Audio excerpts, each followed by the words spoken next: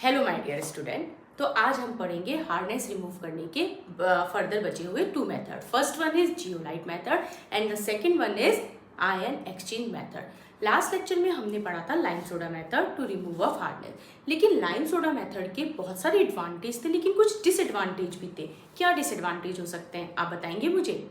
देखिए, सबसे पहला डिसएडवांटेज है प्रेसिपिटेशन की प्रॉब्लम। आपको ध्यान है लाइम सोडा मेथड में कैल्शियम कार्बोनेट प्रेसिपिटेट और मैग्नीशियम हाइड्रोक्साइड प्रेसिपिटेट का फॉर्मेशन हो रहा था। तो कंटिन्यूअसली प्रेसिपिटेशन होने की वजह से प्रेसिपिटेट को डिस्पोज कहाँ किया जाए, तो एक बहुत बड़ी मेजर प्रॉब्लम थी। इसके अलावा वो हार्डनेस को भी पूरी तरीके से रिमूव नहीं कर पा रहा था। इसलिए लाइम सोडा मेथड के अंदर जो प्रॉब्लम्स आई थी, जो डिसएडवांटेज आए थे, उन्हें ओवरकम करने के लिए नेक्स्ट मेथड आया जिसका नाम है जियोलाइट मेथड। छोटा सा मेथड है, हम यहाँ पे इसको कंप्लीट अभी करते हैं। ठीक है, तो स्टार्ट करते हैं। देखिए क्या होता है जियोलाइट मेथड। जियोलाइट मेथड हम पढ़ने वाले हैं zeolite method to removal of hardness.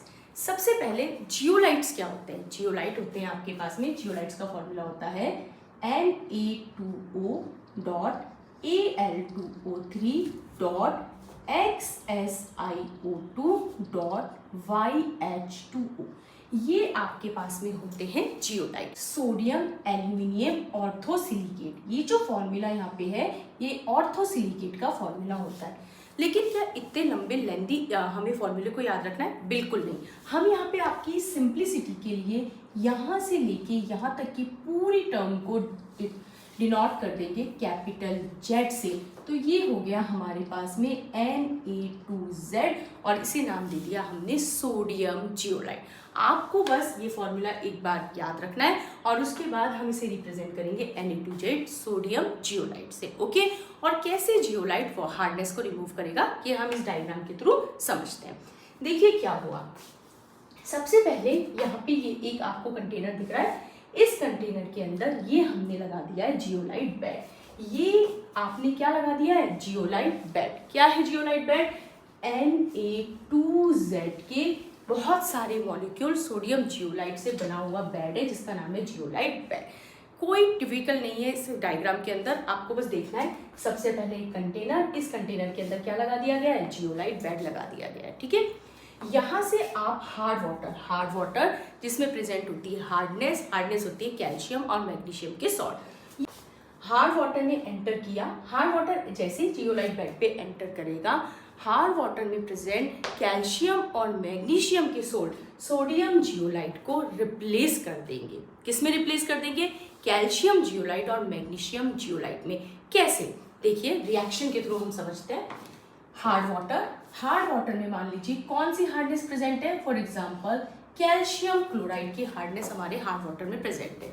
ये हार्ड वाटर जैसे ही जियोलाइट बेड में एंटर करेगा, जियोलाइट बेड मतलब सोडियम जियोलाइट, किससे रिएक्शन हो जाएगी? Na2Z sodium zeolite. किसका फॉर्मेशन हो जाएगा? कैल्शियम जियोलाइट और साथ में क्या बन जाएगा? NaCl।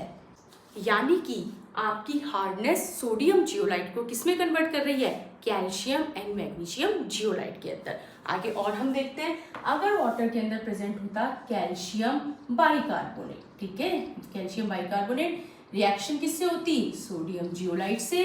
क्या बन जाता? CaZ plus Na2CO3। Na2CO3 is a salt. NaCl क्या है? NaCl भी सॉल्ट आपको पता है वाटर में डिसॉल्व हो जाते हैं। तो सॉल्ट तो वाटर में डिसॉल्व होके नीचे आ जाएंगे, लेकिन हमारी हार्डनेस इस जियोलाइट बेड में अटक जाएगी। किसमें रिप्लेस हो जाएगी? कैल्शियम जियोलाइट और मैग्नीशियम जियोलाइट में रिप्लेस हो जाएगी। ठीक है, यानी जो वाटर अब आपके पास में आ रहा है, यहाँ पे हार्ड वाटर आया जिसमें हार्डनेस प्रेजेंट थी, वो हार्डनेस कन्वर्ट हो गई कैल्शियम मैग्नीशियम जियोलाइट के अंदर, और वाटर में सॉल्ट्स आ गए और सॉल्ट्स के साथ वाटर आ जाएगा नीचे। उस वाटर में सॉल्ट प्रेजेंट है, लेकिन जो वाटर आपको मिल रहा है वो वाटर कैसा है? Soft water. क्लियर है? हम और रिएक्शन देखते हैं ताकि आपके डाउट क्लियर हो सके। मान लीजिए मैग्नीशियम सल्फेट प्रेजेंट है आपके वाटर के अंदर एज ए हार्डनेस। यहाँ पे सोडियम जियोलाइट की रिएक्शन होगी, क्या बन जाएगा? Magnesium zeolite plus Na2SO4। Magnesium zeolite में कन्वर्ट हो गया सोडियम जियोलाइट, यानी आपकी हार्डनेस किस में कन्वर्ट हो चुकी है, मैग्नीशियम जियोलाइट में, और सॉल्ट Na2SO4 वाटर में डिजोल्व होके और हमारे पास में नीचे आ जाएगा, लेकिन हमें कौन सा पानी मिलेगा, सॉफ्ट वाटर। और भी रिएक्शन अगर आप देखना चाहें, magnesium nitrate MgNO3 whole twice reaction कराएंगे सोडियम जियोलाइट, अल्टीमेटली बनना क्या है, मैग्नीशियम जियोलाइट बन जाएगा और साथ में बन जाएगा NaNO3। ठीक है। और रिएक्शन मैग्नीशियम क्लोराइड की, कैल्शियम सल्फेट की रिएक्शन आप मुझे करके बताएंगे कमेंट बॉक्स में। तो इस तरीके से हमने देखा कि कैसे जियोलाइट बेड हार्ड वाटर में प्रेजेंट कैल्शियम और मैग्नीशियम की हार्डनेस को कन्वर्ट कर देता है, रिप्लेस कर देता है किसमें, कैल्शियम एंड मैग्नीशियम जियोलाइट में, और हार्डनेस को रोक लेता है और हमें पानी कैसा मिल जाता है, सॉफ्ट वाटर। ठीक है। लेकिन क्या होता है कि कुछ टाइम के बाद जब ये जियोलाइट बेड है, इसकी एक कैपेसिटी होती है, हार्डनेस को होल्ड करने की, हार्डनेस को कैल्शियम और मैग्नीशियम जियोलाइट में कन्वर्ट करने की, क्योंकि जितने सोडियम जियोलाइट Na2Z प्रेजेंट होंगे, उतने ही कैल्शियम और मैग्नीशियम जियोलाइट का फॉर्मेशन हो पाएगा। लेकिन एक टाइम के बाद जब आपके बेड के अंदर सारे के सारे सोडियम जियोलाइट खत्म हो जाएंगे, बात समझ में आ रही है, यानी कि आपका जियोलाइट बेड एग्जॉस्ट हो जाएगा। समझ रहे हैं, एग्जॉस्ट हो गया मतलब अब उसकी कैपेसिटी खत्म हो चुकी है हार्डनेस को रोकने की। उस टाइम पे हमें इस जियोलाइट बेड को क्या करना पड़ेगा, रीजनरेट करना पड़ेगा, और इसे कहते हैं रीजनरेशन ऑफ जियोलाइट बेड। उस टाइम पे जब जियोलाइट बेड हमारा एग्जॉस्ट हो जाएगा, आप हार्ड वाटर की सप्लाई को, ये टैप है, इस टैप को बंद करके हार्ड वाटर सप्लाई को बंद कर देंगे। ठीक है। और यहाँ से आप लोग शुरू कर देंगे सप्लाई ऑफ NaCl सॉल्यूशन, और NaCl सॉल्यूशन को हम कौन सा सॉल्यूशन कहते हैं, ब्राइन सॉल्यूशन। ठीक है। हमने क्या किया, एक पर्टिकुलर टाइम के बाद जब हमारा जियोलाइट बेड एग्जॉस्ट हो जाएगा, हार्डनेस को नहीं रिमूव कर पाएगा, हम हार्ड वाटर की सप्लाई को बंद कर देंगे और किसकी सप्लाई स्टार्ट कर देंगे, ब्राइन सॉल्यूशन की सप्लाई। किस लिए, हमारे जियोलाइट बेड को वापस रीजनरेट करने के लिए, और इसे कहा जाता है रीजनरेशन। क्या कहा जाता है, रीजनरेशन ऑफ जियोलाइट बेड, इसे कहा जाता है रीजनरेशन ऑफ जियोलाइट बेड। तो देखिए रीजनरेशन ऑफ जियोलाइट बेड कैसे होगा, किसका फॉर्मेशन हो चुका है, calcium zeolite and magnesium zeolite. दो ही जियोलाइट बनेंगे हमेशा, calcium zeolite and magnesium zeolite. तो सबसे पहले कैल्शियम जियोलाइट, आपने किसकी सप्लाई स्टार्ट कर दी, ब्राइन सॉल्यूशन NaCl की, ये NaCl बन गया, क्या बन जाएगा, CaCl2, और साथ में हमें क्या मिल जाएगा, Na2Z हमें मिल जाएगा यहाँ पे। ठीक है। तो वापस आप देख रहे हैं किस तरीके से सोडियम जियोलाइट का क्या हो गया है, रीजनरेशन। हमने क्या किया, हार्ड वाटर सप्लाई को स्टॉप करा और ब्राइन सॉल्यूशन की सप्लाई को स्टार्ट कर दिया है, और इस तरीके से रीजनरेशन ऑफ सोडियम जियोलाइट हम कर रहे हैं। ठीक है। दूसरा जियोलाइट कौन सा बना है, मैग्नीशियम जियोलाइट। यहाँ पे 2 ही रिएक्शन पॉसिबल है, एक बार कैल्शियम जियोलाइट सोडियम जियोलाइट में कन्वर्ट होगा, दूसरी बार मैग्नीशियम जियोलाइट। रिएक्शन अगेन किससे होगी, NaCl ब्राइन सॉल्यूशन, किसका फॉर्मेशन हो जाएगा, MgCl2, क्या बन जाएगा इस बार, MgCl2, और साथ में बन जाएगा अगेन Na2Z सोडियम जियोलाइट। ठीक है। अब आप सोच रहे होंगे तो ये कैल्शियम क्लोराइड, मैग्नीशियम क्लोराइड, इसका क्या हुआ, कुछ नहीं, इस बेड को बाहर निकालेंगे, इसकी अच्छे से क्लीनिंग करेंगे, क्लीनिंग करने पर CaCl2 और MgCl2 सेपरेट आउट हो जाएंगे और आपका जियोलाइट बेड रेडी है अगेन वाटर की, हार्ड वाटर को कन्वर्ट करने के लिए, किसमें, सॉफ्ट वाटर में। तो ये पूरा प्रोसेस होता है आपके पास में zeolite method for removal of hardness. और इस जियोलाइट मेथड से कितनी हार्डनेस रिमूव हुई उसे पता लगाने के लिए हमारे पास फॉर्मूला है, hardness is equals to M into V2 into 50 into 10⁻³ upon V1 into 58.5 milligram per litre. यहाँ M क्या है, यहाँ M है आपके पास में अमाउंट ऑफ NaCl मिलीग्राम में, ठीक है, इन V2 लीटर वाटर। तो तो यहाँ पे m क्या है आपके पास में, अमाउंट ऑफ NaCl है मिलीग्राम में, कितने पानी के अंदर NaCl डिसॉल्व है वो हमारे पास में है m। ठीक है, तो m की जो यूनिट है वो आपके पास में क्या है, मिलीग्राम पर लीटर। अगर हम बात करें V2 की, तो V2 क्या हो गया आपके पास में, वॉल्यूम ऑफ, V2 हो गया आपके पास में वॉल्यूम ऑफ NaCl सॉल्यूशन। ठीक है, और इसकी यूनिट किस में हो गई, लीटर में। V1 क्या है, V1 हमारे पास में वो कंप्लीट वाटर है जिसकी हार्डनेस हमें डिटरमाइन करनी है, यानी हमारा हार्ड वाटर हमारा V1 हो गया। हमारा M जो है वो NaCl कितना डिसॉल्व है NaCl के सॉल्यूशन में हो गया, और V2 हो गया NaCl सॉल्यूशन का वॉल्यूम। ठीक है, तो यानी V1 हो गया volume of hard water, volume of hard water. Values को फॉर्मूले में पुट करना है डायरेक्टली, और हार्डनेस निकल के आ जाएगी मिलीग्राम पर लीटर में। 58.5 क्या है, 58.5 NaCl का मॉलिक्यूलर वेट है। ठीक है बच्चों, तो ये हमारे पास में हार्डनेस को डिटरमाइन करने के लिए फॉर्मूला है। कौन से मेथड जब हम यूज लेते हैं, जियोलाइट मेथड। तो मैं एक बार दोबारा रिवाइज कर देती हूँ zeolite method. Zeolite method hardness को रिमूव करने के लिए यूज लिया जाता है, क्योंकि लाइम सोडा मेथड के कुछ ड्रॉबैक्स थे। पहला ड्रॉबैक था, सबसे मेन जो ड्रॉबैक है वो है प्रेसिपिटेशन की प्रॉब्लम। देखिए यहाँ पे ये एक कंटेनर होता है, इसमें जियोलाइट बेड होता है। जियोलाइट बेड हम सोडियम जियोलाइट यूज में ले रहे हैं। हार्ड वाटर की हमने सप्लाई करी, हार्ड वाटर की जब सप्लाई करेंगे तो सोडियम जियोलाइट को हार्डनेस किस में रिप्लेस कर देगी, calcium zeolite and magnesium zeolite में रिप्लेस कर देगी, और हमारा वाटर हार्डनेस से फ्री हो जाएगा और हमें सॉफ्ट वाटर मिल जाएगा। लेकिन आफ्टर सम टाइम, कुछ टाइम बाद हमारा जियोलाइट बेड पूरी तरीके से एग्जॉस्ट हो जाएगा। उस समय हमें हार्ड वाटर की सप्लाई को स्टॉप करना है और ब्राइन सॉल्यूशन NaCl सॉल्यूशन की सप्लाई को स्टार्ट करना है। ऐसा करने पर जो हमारा सोडियम जियोलाइट है, जो हमारे कैल्शियम और मैग्नीशियम जियोलाइट फॉर्म हुए थे, वो वापस किस में हो जाएंगे, कन्वर्ट सोडियम जियोलाइट के अंदर। इस तरीके से रीजनरेशन ऑफ जियोलाइट की रिएक्शंस होती है, और फाइनली हमारे पास में हार्डनेस डिटरमाइन करने के लिए जो फॉर्मूला निकल के आया है, ये फॉर्मूला मैंने आपको बता दिया है। 50 कैल्शियम कार्बोनेट का इक्विवेलेंट वेट होता है, ये हमने पहले ही पढ़ लिया था। 10⁻³ क्योंकि मिलीग्राम पर लीटर में हार्डनेस होती है।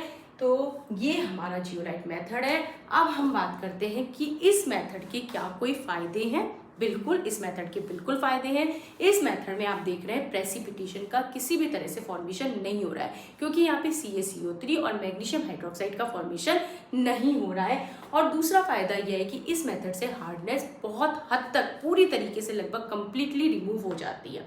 तो क्या इस मेथड के कुछ नुकसान है, बाकी है कि अगर आपके वाटर के अंदर टर्बिडिटी प्रेजेंट है, यानी अगर आपके पास वाटर के अंदर मिट्टी, sand particle, dust particle present है, तो वो क्या करेंगे, जियोलाइट बेड को क्या कर देंगे, ब्लॉक कर देंगे। देखिए ध्यान से समझना, पहला ड्रॉबैक है इस मेथड का कि हम इस मेथड को टर्बिड वाटर में यूज नहीं ले सकते, क्योंकि टर्बिड वाटर जिसमें मिट्टी, कंकड़, पत्थर प्रेजेंट है, वो हमारे जियोलाइट बेड को क्या कर देंगे, ब्लॉक कर देंगे।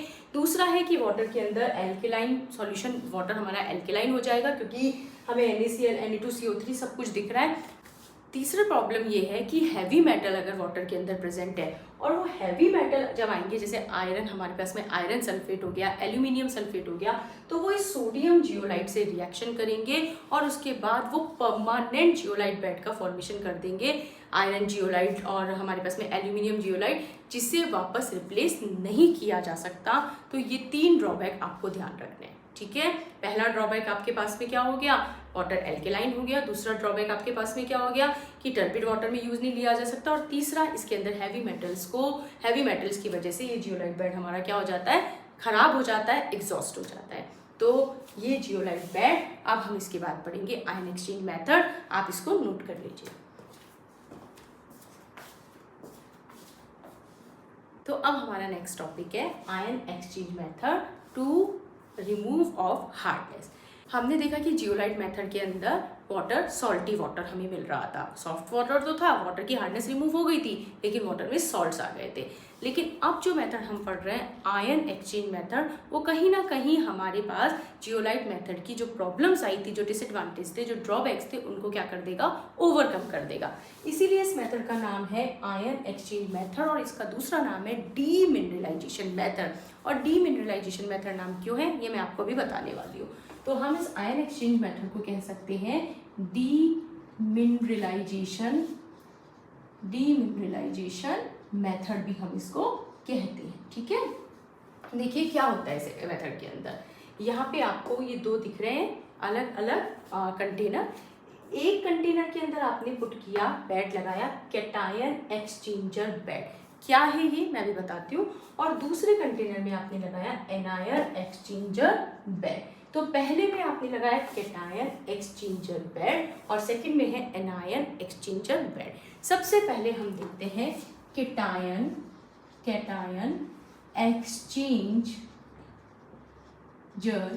एक्सचेंजर बेड क्या होता है। देखिए बड़े बड़े जो रेजिन्स होते हैं हमारे पास में, बड़े बड़े पॉलीमर हमारे पास में जब रेजिन्स का फॉर्मेशन करते हैं, उन रेजिन्स के ऊपर अगर हम एसिडिक फंक्शनल ग्रुप लगा दें, एसिडिक फंक्शनल ग्रुप COH हमने लगा दिया, SO3H लगा दिया, तो H+ जो है उसे कोई भी दूसरा पॉजिटिव आयन जो रिप्लेस कर देगा, इसलिए हम इसे कहते हैं cation exchange bed. Cation exchange bed में जो हमारा पॉलीमर था, जो हमारे पास में रेजिन्स थे, उसको रिप्रेजेंट कर देंगे R से। तो ये R हमारा हो गया पूरा रेजिन का जो फंक्शनल ग्रुप है, पूरा जो रेजिन है R से रिप्रेजेंट कर दिया। और उसके अंदर जो हमारा एसिड जुड़ा हुआ है, उस एसिड की H+ आयन की वजह से हम इसे रिप्रेजेंट करेंगे RH+ से। और यही हमारा कैटायन एक्सचेंजर बेड है, क्योंकि यहाँ पे जो कैटायन है H+ वो उसे रिप्लेस करेगा कैल्शियम और मैग्नीशियम आयन। देखिए कैसे, ये आपने हार्ड वाटर दिया, हार्ड वाटर जिसके अंदर क्या प्रेजेंट होते हैं, salts of calcium and magnesium, यानी कैल्शियम और मैग्नीशियम के सॉल्ट्स इस हार्ड वाटर के अंदर प्रेजेंट है। ये हार्ड वाटर सबसे पहले एंटर करेगा कैटायन एक्सचेंजर बेड के अंदर। कैटायन एक्सचेंजर बेड मैंने बताया था हमारे पास में बड़े बड़े पॉलीमर्स, और उसमें हमने फंक्शनल ग्रुप लगा दिया एसिडिक फंक्शनल ग्रुप का मतलब हो गया H+ आयन। ठीक है, जैसे ही hard water cation exchanger bed में पहुंचेगा, जैसे ही वहां पहुंचा तो हार्ड वाटर में प्रेजेंट हार्डनेस, कौन सी हार्डनेस, कैल्शियम क्लोराइड अगर मान लीजिए हमारे वाटर में प्रेजेंट है, क्या रिएक्शन होगी हमारे पास में R2Ca का फॉर्मेशन हो जाएगा और साथ में क्या बन जाएगा, HCl। हम इस रिएक्शन को बैलेंस भी कर देते। तो इस तरीके से हमने देखा कि H+ को किसने रिप्लेस कर दिया, कैल्शियम आयन। समझ आया होगा आपको, H+ को कौन रिप्लेस कर रहा है, कैल्शियम आयन। यानी कि कैटायन का एक्सचेंज हो रहा है, एक कैटायन जा रहा है और दूसरा कैटायन कौन सा है, Ca+2, वो आ रहा है, इसलिए हमने नाम दे दिया इसको कैटायन एक्सचेंज बेड। और रिएक्शन देख ले हम, अगर मान लीजिए हमारे वाटर में क्या प्रेजेंट है, हमारे वाटर में प्रेजेंट है मैग्नीशियम, कौन सा ले, सल्फेट ले लेते हैं, मैग्नीशियम सल्फेट प्रेजेंट है, क्या हो जाएगा R2Mg, यानी H+ को रिप्लेस कर दिया मैग्नीशियम ने, और साथ में क्या बन गया, H2SO4। और कोई सॉल्ट आपको लेना है और किसी तरह की हार्डनेस हम ले सकते हैं, आप चाहे जो, मैं आपको यहाँ पे एक दो हार्डनेस सॉल्व करके बता रही हूँ और एग्जाम्पल आप अपने हिसाब से ले लीजिएगा। मान लीजिए हमारे वाटर के अंदर प्रेजेंट है कैल्शियम नाइट्रेट, हार्ड वाटर है उसमें कैल्शियम नाइट्रेट की हार्डनेस प्रेजेंट है, क्या हो जाएगा, अगेन H+ को कौन रिप्लेस कर देगा, कैल्शियम, तो R2Ca+HNO3। तो इस तरीके से हम देख रहे हैं हार्ड वाटर जब एंटर करेगा कैटायन एक्सचेंजर बेड में तो H+ रिप्लेस हो जाएगा कैल्शियम और मैग्नीशियम आयन से, यानी कि अब कैल्शियम और मैग्नीशियम आयन यहीं पे अटक के रह जाएंगे। ठीक है, अब ये जो वाटर हमारे पास में आ रहा है, उस वाटर में क्या प्रेजेंट है, आपको दिख रहा होगा, वो वाटर तो और भी हार्मफुल हो चुका है, क्योंकि उसमें क्या प्रेजेंट है, एसिड्स, HCl, H2SO4, HNO3, यानी कि ये जो वाटर कैटायन एक्सचेंजर बेड से निकला है, इस वाटर के अंदर क्या प्रेजेंट है, वाटर विथ एसिड्स। क्या प्रेजेंट है इस वाटर में, एसिड। ये वाटर यहाँ एंटर करेगा एनायन एक्सचेंजर बेड के अंदर। एनायन एक्सचेंजर बेड क्या होते हैं और इसमें कैसे रिएक्शन होगी वो हम देखते हैं। ठीक है, मैं यहाँ लिख देती हूँ एनायन एक्सचेंजर बेड। क्या होगा एनायन एक्सचेंजर बेड के अंदर, एनायंस भी सेम, आपके पास में एनायन एक्सचेंजर बेड भी बड़े बड़े पॉलीमर्स है, लेकिन अब आपने इसमें फंक्शनल ग्रुप को क्या लगा दिया, आपने लगा दिया टेट्रा एल्किल अमोनियम ग्रुप, यानी कि ammonium hydroxide. Tetra alkyl ammonium hydroxide आप लगा देंगे तो वहाँ पे आप रिप्लेस कौन हो रहा है, हाइड्रोक्साइड आयन, यानी एनायन रिप्लेस होगा, इसीलिए इसका नाम है एनायन एक्सचेंजर बेड। ठीक है, तो हम एनायन एक्सचेंजर बेड जो है इसको रिप्रेजेंट कर सकते हैं ROH माइनस से। R मतलब जो हमारा पूरा का पूरा रेजिन था विथ फंक्शनल ग्रुप, हमने उसको R, और OH माइनस को हमने यहाँ सेपरेटली ले लिया क्योंकि एनायन एक्सचेंज होगा। ठीक है, पानी निकल के आया, पानी में क्या प्रेजेंट थे, एसिड प्रेजेंट थे, पानी एंटर करेगा एनायन एक्सचेंजर बेड के अंदर, और जैसे ही पानी एनायन एक्सचेंजर बेड में एंटर करेगा वहाँ पे ये रेजिन्स प्रेजेंट है, एनायन एक्सचेंजर प्रेजेंट है, पानी में क्या प्रेजेंट है, सबसे पहले हम HCl देखते हैं, क्या रिएक्शन हो जाएगी वापस से, RCl, साथ में क्या बन गया, H2O, यानी कि आपका एनायन एक्सचेंजर बेड इस एनायन को रिप्लेस कर देगा, किससे, Cl माइनस से रिप्लेस कर देगा। समझ में आ रहा है, एनायन का एक्सचेंज हो रहा है, RCl बनेगा, ये RCl यहाँ पे अटक जाएगा। ओके, और हमें क्या मिल रहा है, पानी ही पानी, पानी ही पानी, यानी जो अब पानी मिल रहा है उस वाटर में किसी भी तरह की कोई सॉल्ट्स प्रेजेंट नहीं है, एकदम सॉफ्ट वाटर विदाउट सॉल्ट आपको मिल रहा है, इसीलिए इसका नाम है डीमिनरलाइजेशन मेथड, क्योंकि पानी में कोई मिनरल प्रेजेंट नहीं है, आपको एकदम सॉफ्ट वाटर मिल रहा है। ठीक है, और रिएक्शन देते हैं, हमारे पास में क्या बना था, H2SO4, तो ये ROH minus anionic exchanger bed reaction किससे कराएंगे, H2SO4, क्या बन जाएगा बच्चों, R2SO4। ठीक है, क्या बन जाएगा, R2SO4, इसको दोबारा लिख देती हूँ, R2SO4, और साथ में क्या बन गया, H2O, पानी ही पानी आपको मिल जाएगा। रिएक्शन को आप बैलेंस करके लिख सकते हैं, आप देख लीजिएगा बैलेंस है या नहीं। ठीक है, समझ में आ गया, यानी कि इस एनायन एक्सचेंजर बेड ने किसको रोक लिया है, H2SO4 को, सल्फेट आयन को क्या कर दिया है, एनायन ने एक्सचेंज कर दिया है। ठीक है, आगे और देखिए, अगर HNO3 तो ROH, इसकी रिएक्शन HNO3 के साथ होगी, क्या बन जाएगा, RNO3, और साथ में क्या मिल जाएगा आप लोगों को, वही H2O, यानी कि आयन एक्सचेंज मेथड में जब एनायन से वाटर निकलता है तो उसमें बिल्कुल भी मिनरल प्रेजेंट नहीं होते, यानी ये मेथड है डीमिनरलाइजेशन मेथड। ठीक है, आगे देखते हैं, आगे बात आती है कि वही सेम चीज कि पर्टिकुलर टाइम के बाद जब सारे के सारे कैटायनिक रेजिन्स खत्म हो जाएंगे, एग्जॉस्ट हो जाएंगे, तो हमें इस वाटर की, हार्ड वाटर की सप्लाई को क्या करना होगा, बंद, और इस कैटायन एक्सचेंजर बेड को वापस से क्या करना होगा, रीजनरेट करना होगा। इसे रीजनरेट करेंगे हम एसिड के सॉल्यूशन से, सेम ऐसा ही एनायन एक्सचेंजर बेड के साथ होगा। कुछ पर्टिकुलर टाइम के बाद जब सारे हमारे एक्सचेंजर खत्म हो जाएंगे तो ये बेड एग्जॉस्ट हो जाएगा, वाटर की सप्लाई को स्टॉप करना है, बेस की सप्लाई को हमें क्या करना होगा, स्टार्ट, और इसे क्या करना होगा, वापस से रीजनरेट करना होगा। तो इसे कहते हैं हम regeneration of cation and anion exchanger bed. हम रिएक्शन देखते हैं, तो सबसे पहले रिएक्शन में आपको बताती हूँ, regeneration of cation exchanger bed.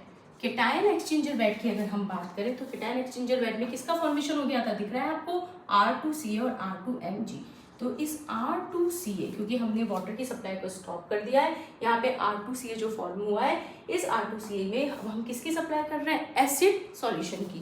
तो R2CA वापस HCl के साथ रिएक्शन करेगा और क्या बन जाएगा, R minus H plus and CaCl2 का फॉर्मेशन हो जाएगा। ये R2CA HCl के साथ रिएक्शन करेगा, तो देखिए ये कैल्शियम जो है इसकी जगह कौन आ जाएगा, H प्लस, और CaCl2 रिएक्शन को आप यहाँ पे बैलेंस कर सकते हैं, CaCl2। इसी तरीके से R2Mg की रिएक्शन होगी, वो रिएक्शन आप मुझे कमेंट बॉक्स में लिख के बताएंगे। ठीक है, इसके बाद सेकेंड है हमारे पास में regeneration of anion exchanger bed. Anion exchanger bed में क्या बन गया था, किसने क्या रिप्लेस हो गया था, RCl, R2SO4, तो सेम हम क्या कर देंगे, वाटर की सप्लाई को स्टॉप कर दिया और किसकी सप्लाई स्टार्ट कर देंगे, बेस सॉल्यूशन की। तो देखिए ये हमारे पास में एनायन एक्सचेंजर बेड RCl यहाँ पे बनाता, इसके साथ रिएक्शन कराएंगे NaOH की। ये हमारे पास में Cl माइनस किससे रिप्लेस हो जाएगा, OH से। क्या बन गया, ROH माइनस यानी R plus OH minus. Anion bed का, एक्सचेंज बेड का वापस से रीजनरेशन हो गया है और ये प्लस साथ में हमारे पास में बन गया NaCl। तो इस तरीके से हम कैटायन एक्सचेंजर बेड और एनायन एक्सचेंजर बेड को वापस से रीजनरेट करते हैं। एक एक रिएक्शन मैंने लिख दी, बाकी रिएक्शन आप मुझे कमेंट बॉक्स में लिख के बताएंगे, ठीक है। तो आज के लिए इतना ही। ये हमारा हार्डनेस से को रिमूव करने के तीनों मेथड हमने यहाँ पे पढ़ लिया है। तो अब तक हम कंप्लीट कर चुके हैं हमारे वाटर का लगभग 90% पार्ट। अब कुछ 10% पार्ट बचा है जिसे हम अपने आने वाले 1 या 2 लेक्चर में कंप्लीट कर देंगे और आप इसे नोट कर सकते हैं। Thank you so much.